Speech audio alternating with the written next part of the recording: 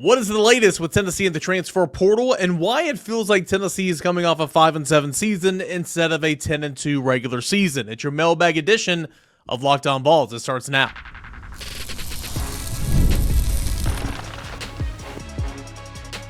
You are Locked On Vols, your daily podcast on the Tennessee Volunteers. Part of the Locked On Podcast Network, your team every day. Hey, good Tuesday morning, everybody. Welcome to Locked On Vols. I am Cain, and I'm so glad you guys are here for the final show of 2024. If you've been with us throughout this entire year, thank you so much. If you're new to the show, hey, we'll still be here in 2025. Despite football season being over, there's still so much to talk about. This is where you get your morning started if you're a Tennessee football fan or Tennessee fan in general. We'll talk basketball, we'll talk baseball, we'll talk recruiting, and we're talking some transfer portal today. But here on this show, we're going to answer your questions. @_Cain at Locked On Vols, some on the YouTube channel. I've starred a lot of the questions I'm going to get into, so I thank you for that. And then in segment number 3, we're going to rank Tennessee's opponents for the 2025 season. So let's go ahead and start with Bruce on the Loose. He sent a bunch of screenshots from a local sports show here in Knoxville that comes on I believe, Sundays. Called The Sports Source. And essentially it's a graphic kind of showing the usage of Tennessee's receivers and screenplays and all that. He sent me a couple different graphics, and it's UT passing yard versus SEC teams by the year. And you look at from 2021 to 2024, kind of game by game in the SEC, and you're seeing that they were pretty solid in 2021. They were really good in 22, came down a little bit in 23, and then came down a lot in 24. In fact, in 21, according to this graphic, Tennessee passing yards versus SEC teams. In 21, Tennessee averaged 257 passing yards against SEC teams. In 2022, which of course is the banner year offensively, 297 yards, 248 yards in 2023, and 205 yards in 2024. And I would say a large portion of that, of course, Tennessee's offense had Hendon Hooker in 22 and 21. It was rolling with the tempo and everything. That was as good as we've seen it, right? 2023, Tennessee's offense took a step back and threw more screen passes and more lateral passes, and that's going to be reflected in something I'm going to show here in a moment. In 2024, I think, more than anything, sure, you had a young quarterback, don't get me wrong. I don't think the wide receivers were too great. You had a generational running back, and you rode that along with the defense. You kind of changed the way you went about winning football games, and I think that's a huge reason why Tennessee's offense looked a little bit different in 2024. Now, granted, if you could score 50 points a game and go deep every play, like you do that, but luckily you had a running back that could carry the load, and you had a defense that could really carry the load as well. Last 4 quarterbacks throwing 20-plus yards. In 2024, Iamaleava in passes 20 or more yards down the field, 16 to 50, 32%, 8 touchdowns, 3 interceptions. In 23, Milton was 18 of 61, 29%, 10 touchdowns, 4 interceptions. Hooker in 2022 was 30 of 68, 44%, 13 touchdowns, 1 interception. Hooker in 21 was 20 of 53, 37%, 10 touchdowns, 1 interception. Obviously, that shows me that your quarterback was more accurate down the field. We knew Hendon was better in that regard than Joe or Nico.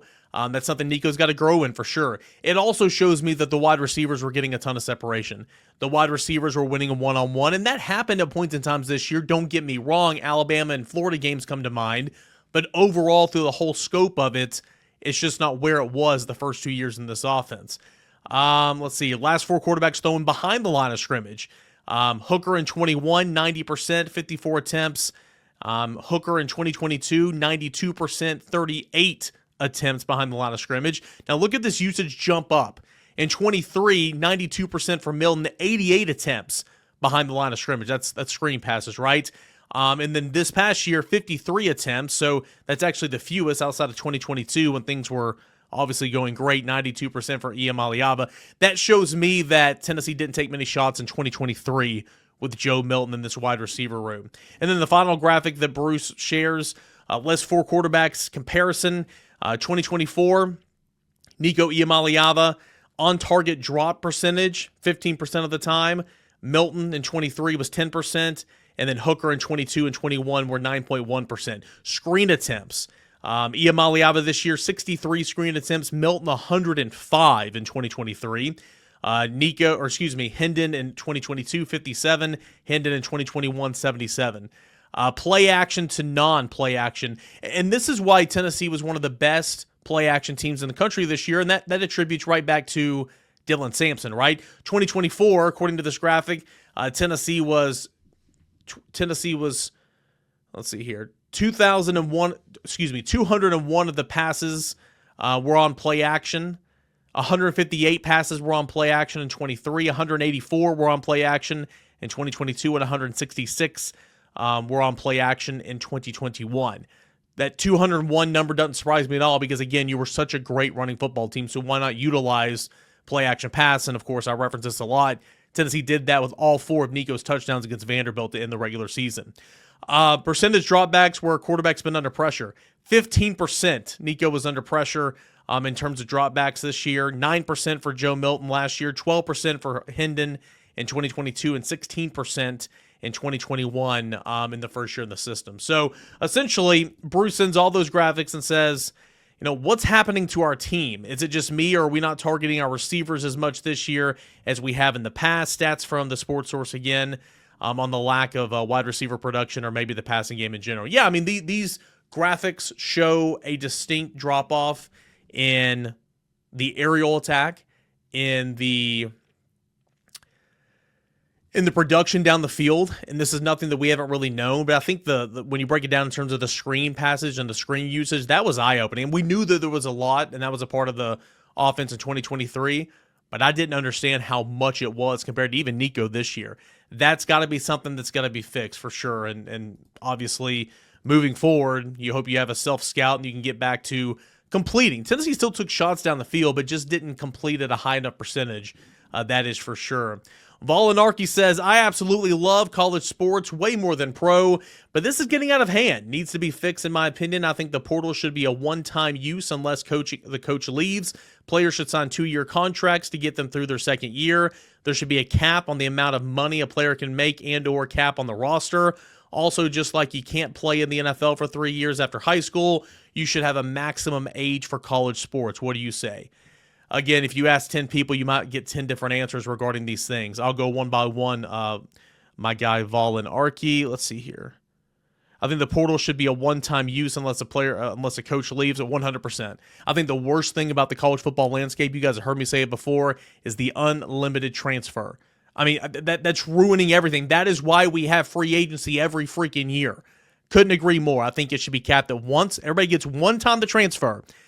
And honestly, I wouldn't even stop it at a coach, to be honest with you. I think you have a one-time free transfer, and then if you graduate, you earn a degree, you are a graduate student, just like it's been for years, then you can transfer again. I think that's how I would handle that. Players should sign 2-year contracts to get them through their second year. The problem with that is you can't sign contracts unless you're an employee of the university. Then collective bargaining comes into the conversation there. There should be a cap on the amount of money a player can make and or cap on the roster. Again, until there's regulators there's going to be no salary caps. I think a player can make as much money as he's worth. I think as much money as somebody's willing to pay you, I think, in my opinion, is what you're worth. So go out there and earn it. Now, are we going to get to a point to where you have the revenue share and then NIL is truly used like NIL was intended for in terms of going and making marketing deals, signing deals, all that type of stuff? I hope that's where it is, where NIL truly is the differential in terms of, there's a revenue share. What's that number going to be for Tennessee and or school in your conference or whatever? And then your collective truly is marketing those said players and allowing them to get more money. That's what I hope all this turns into down the line. Your last one, just like you can't play in the NFL for 3 years after high school, you should have a maximum age for college sports, 100%. Okay, I love, and Miles Kitselman made it official, he's coming back for another year, and that's awesome. That's going to help Tennessee's offense. That's great for Miles Kitselman, right? Because sure, he might have had a cup of coffee in the NFL, and he might still later on, but he was probably not going to make an NFL roster. So with name, image, and likeness, he can make more money and play another year of college and help Tennessee out in the process. I love all that. Having said that, John Campbell should not have been playing football for 10 years, for 7 seasons in college. 6 years are a bit extreme. I mean, you've got Kyle McCord who's trying to get another year of eligibility as well. I mean, enough is enough. And now that the COVID year is going to be behind us moving forward in terms of the eligibility and all that, for the most part, it's gonna kind of regulate that a little bit. But I completely agree. I think there should be a cap, in terms of you can't have a 25, 26, and I know Hendon Hooker was 25. You can't have a 26, 27-year-old playing college football, in my opinion, consecutively, unless you say you go to the military or something, you come back and you have those years of eligibility. I mean, consistently, like starting when you're 18 years old. So those are just some of my opinions. That does not mean that my opinions are better than anybody else's. That's just kind of what I think, right?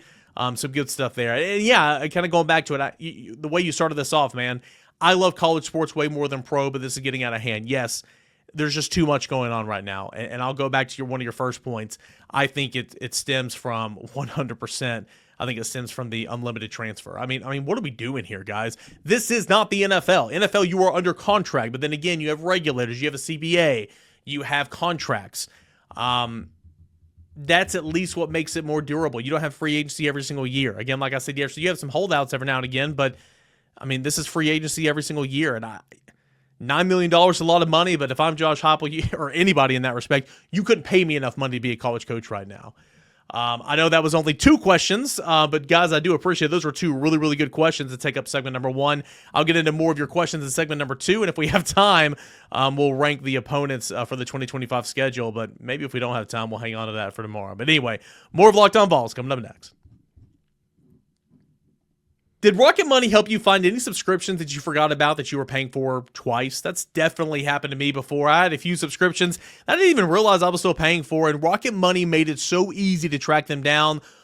It's like having a personal assistant for your finances. Rocket Money is a personal finance app that helps you find and cancel your unwanted subscriptions, monitors your spending, and helps you lower your bills so you can grow your savings. It brings everything together all in one place, whether it's subscriptions, your spending habits, or even the goals that you want to hit on this year. Rocket Money has more than 5 million users that saved a total of $500 million in canceled subscriptions, saving members up to $740 a year when using all the app's premium features. That ain't bad, right? Cancel your unwanted subscriptions and reach your financial goals faster with Rocket Money. Go to rocketmoney.com/lockedon today. That is rocketmoney.com/lockedon, rocketmoney.com/lockedon. Take advantage of it today.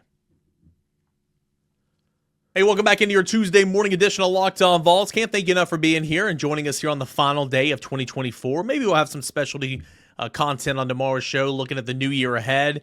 2024 has been a fantastic year, all things considered. I understand there's a sour taste in the way the football season ended, but college football playoffs, national championship for baseball, Elite Eight for basketball, new life into the Lady Vols basketball program. It's been a really, really good year. It's been a really, really good year for Tennessee athletics. Maybe we'll talk more on that in segment number 1 or 2 on tomorrow's New Year's Day show. All right, we'll get back into your mailbag questions. We'll go to Trevor here. He says, what is the biggest opportunity to grow for the football program as a whole, and what is its biggest strength? So depending on how you look at this answer, so like example, last year, if somebody asked me a question or similar question to this last offseason, I would have said the secondary. Why? Well, because all 5 of your starting members of the defensive backfield from last year's team left, graduated, transfer portal, whatever. You were starting over. And so because you were starting over, there was the opportunity for more growth and more ascension, if you will. And that worked out well. Ricky Gibson grew into a really, really nice cornerback. He's going to continue to get better.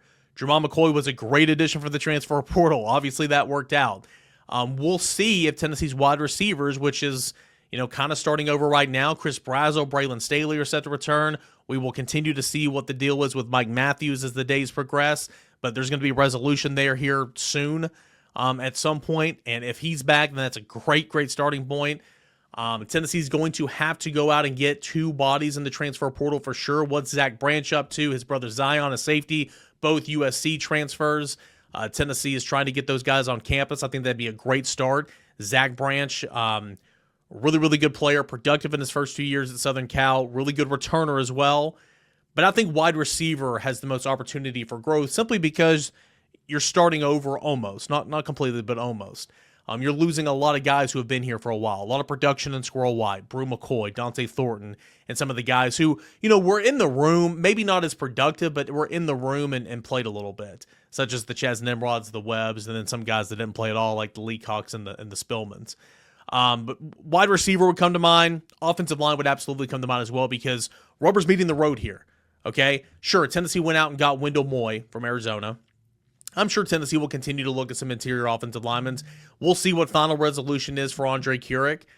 But you are going to have to start a guy that you recruited, signed, and developed out of high school this year. Is that going to be at guard? Is that going to be at center? Everybody thinks David Sanders is going to be a day one starter at right tackle. So offensive line also comes in that category. What is the biggest strength for Tennessee? I would still say front seven. You return an awful lot. Not as much in the interior, but you return an awful lot on the defensive line. You return an awful lot at linebacker, and you're adding four linebackers that I think two of them are certainly going to play in 2024, and Christian Gass, and of course Braden Harmon. I would say front seven. I would also say, I mean, look, you're returning your quarterback, right? And there's going to be a question, or maybe I saw it somewhere else, asking like, is Nico a bust? Guys, sure, he was never going to live up to the expectations of the $8 million man, number one player in the country, 5-star, all that. I mean, the expectations were through the roof, right? It's a reason he was on the Heisman watch list all the way through like week 8 of this season. I mean, it's ridiculous, right? The first incompletion, the first bad game, the first turnover he committed, fans were going to be calling, for him to be benched. But I encourage you, and maybe we'll do this. I think we've done it before, but we'll do it again because I think it's really, really worth noting. Go back and look at the class of 2023, that quarterback class. Look at Jaden Rashada. Look at Malachi Nelson. Look at Donde Moore. Look at Jackson Arnold.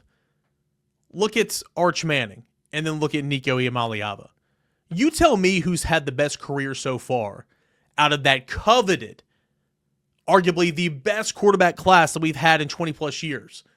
Who's had the best career to date? Careers are not over, okay? I'm not saying they're over because they're not. But if I had to rank them right now, it would right? It'd be Nico and it would be Arch, and Arch barely plays. So I think this kind of just goes to show you how we overreact a lot of the times. But you still are returning your quarterback, and I think that's a great spot when you're looking at 2025 and trying to pull everything together and start building that roster. Trevor, good question, man.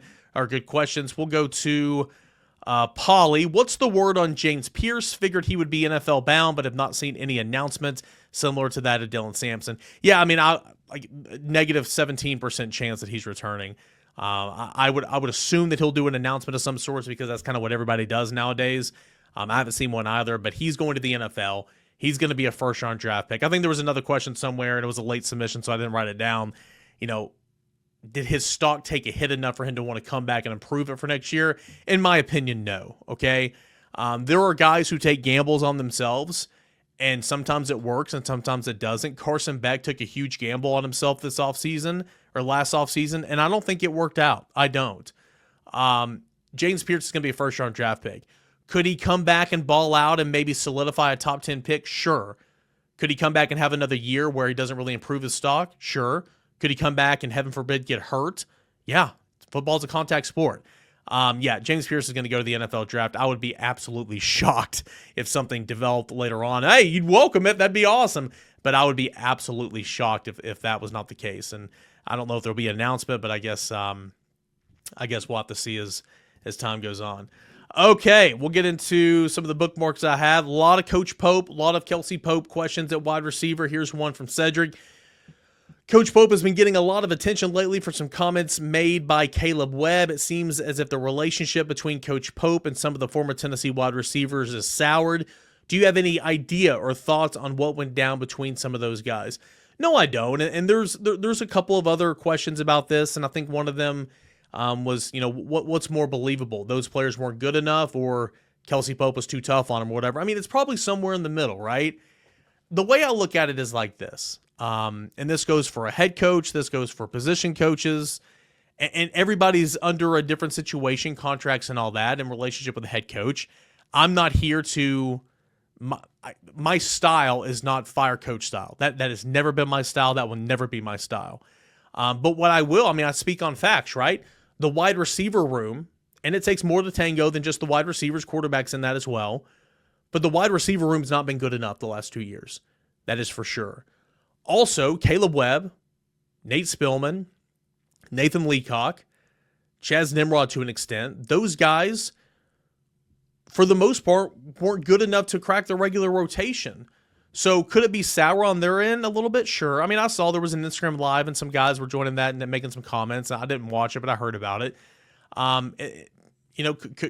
Could it be a position coach not relating to his guys well enough? Sure.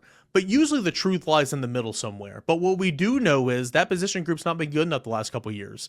And that's got to change. And I'm not saying it needs new leadership. I'm not saying it can't be done by Kelsey Pope, because Kelsey Pope played a huge role in Jalen Hyatt's ascension in 2022. That is for sure.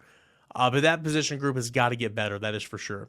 Kurt says, if you had to predict how preseason voting for SEC East goes next season, where would you see Tennessee slotting in? I feel like after the OSU loss, we're going to be fourth behind Georgia, South Carolina, Florida, going back to the momentum conversation you had last week. Kurt, my guy, hey, we've all been there. Remember, you probably did after you hit submit here, no divisions anymore. So there's no SEC East. But say a hypothetical conversation, and if that's what you were meaning, I do apologize. Behind Georgia, probably behind South Carolina. I don't know about behind Florida. Yeah, Florida's got a lot of momentum, don't get me wrong, but Tennessee still brings back a lot of what it's, was with a 10-2 record in the regular season. You bring back your quarterback, you bring back a lot of your front seven, you bring back your secondary for the most part that was really good at corner. I think Tennessee would probably be slotted in front of Florida. But from other teams from the old West, if you will, Alabama will be up there, probably ranked ahead of Tennessee. Texas, of course, Texas was never in the West, but Texas will probably be ranked up there. So, Tennessee was preseason pick 7th this year. I think Tennessee will be preseason like 5th or 6th. If again, this is a year out. We had this conversation in the summer, but that's kind of where I would probably have Tennessee overall in the SEC out of 16 teams. But that's just kind of a first glance here. Jared says, over under, Tennessee baseball hits 100 home runs this season. I'm going to go over because Tennessee baseball loves the home run balls. They led the nation in home runs last year by a hefty margin, or actually they were leading, and I think Austin P actually caught them towards the end, but they were well over 100. So I'll go over. Speaking of baseball, any news on the renovations or what the latest regarding is with the renovations over at Lindsey Nelson Stadium by the time the season starts? If they're not done, will they work on it here and there during the season? They will not work on it during the season. Okay, when the season starts, they will put down their tools. It's not going to be done. We knew that already. This renovation project is going to go on through next offseason. I was over there one day last week, and they're starting to put the roof over kind of where the batting cages is and kind of enclose that area. They still have steel going up for the new press box. The press box, to my knowledge, will not be done, but there'll be like a space for people like me to sit. I'm sure it's going to be cold in the winter and super hot once May rolls around when Tennessee's hosting regionals and supers.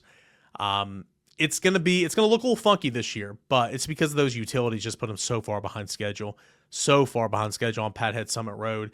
But yeah, it's you're gonna see some noticeable changes for sure, but it's not gonna be done. Robo22 says, do you think the issues in the water? Okay, yeah, I answered that about Pope. Appreciate you, Rob. What are the chances Tennessee's making staff changes this offseason? Wild as a mink. Yeah, we'll see, man. We'll see. You've got Willie Martinez, Tim Banks, and Mike Eckler, who are all on expiring contracts. Those contracts run up at the end of January. Tim Banks has had a deal on his desk for months, and they've been he put it off to focus on the season. Obviously, they want Tim Banks back, and we'll see, whenever resolution comes there. Willie Martinez had a really good year this year. So I would assume that if you're going to keep him after last year, you're going to keep him this year. And then Mike Eckler, we'll see. I know a lot of people want to know about Kelsey Pope and Glenn Ellerby. I mean, they're not on expiring contracts. So will they position open up somewhere else? Will Josh Heupel look in a new direction? I have no intel on that. I don't know. But I can tell you that those guys are not on expiring contracts where some of these other guys are. Hey, we'll take a quick break. We got more questions to get into here on the Mailbag Show, and then we'll look at the 2025 schedule. All that and more as we continue here on a Tuesday morning edition of Lockdown Vols. Stay tuned.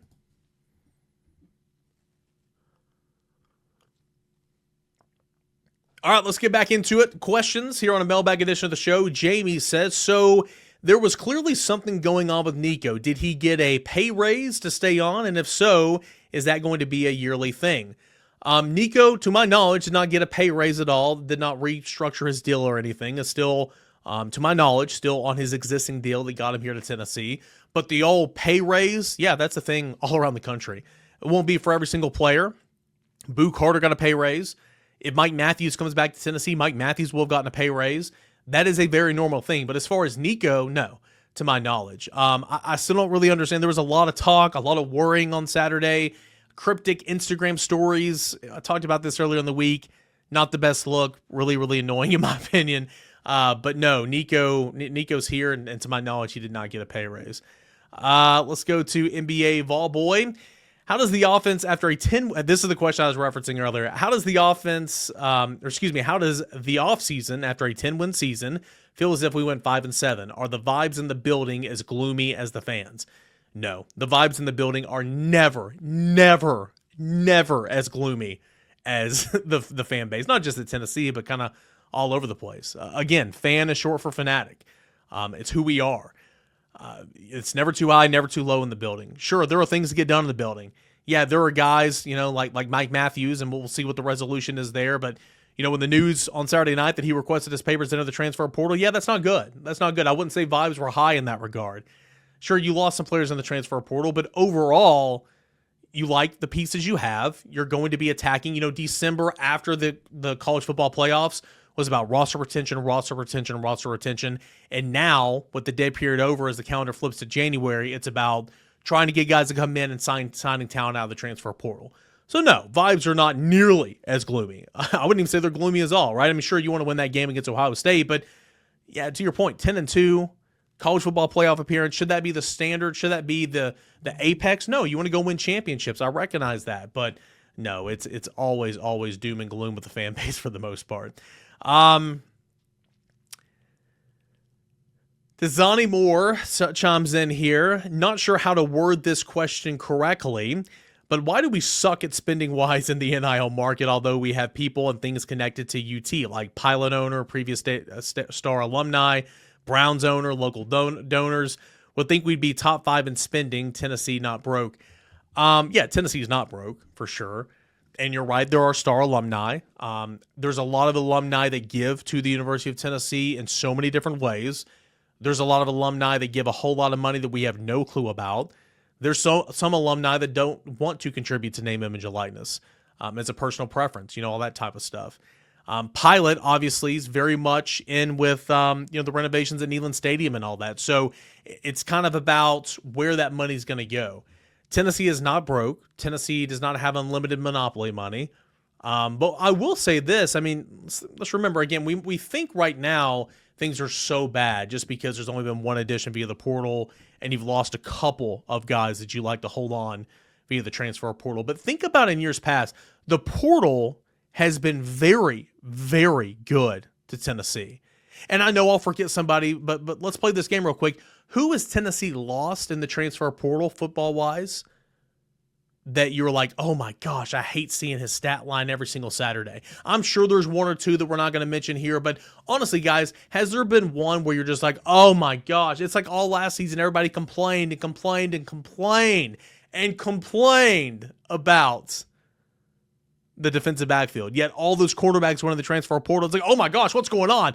And same things you're hearing now. What's going on in Knoxville? What's going on in that locker room?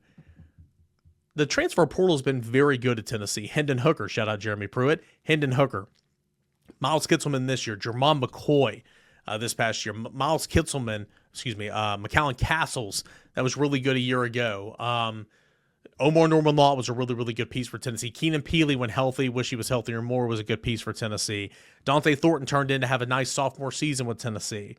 There's been plenty more, don't get me wrong, but the portal's been good for the Vols. And oh yeah, look at Dalton Connect in basketball. Look at Chaz Lanier right now for basketball. Look at all the guys Tennessee got via the portal in baseball that helped contribute to a national championship. Portal's been good for the University of Tennessee, that is for sure. We're coming up on here on the end of the show, and quite frankly, I don't want to get into this next topic because I can save it for another day, so we won't. I know it's written on the the episode skin, saying what we're going to talk about, but we will hold off on ranking the Tennessee 2025 opponents for either tomorrow or later this week, but we will do that. We know the schedule, which games are the toughest, which games are the easiest. We'll do that exercise here on the show as the week goes on.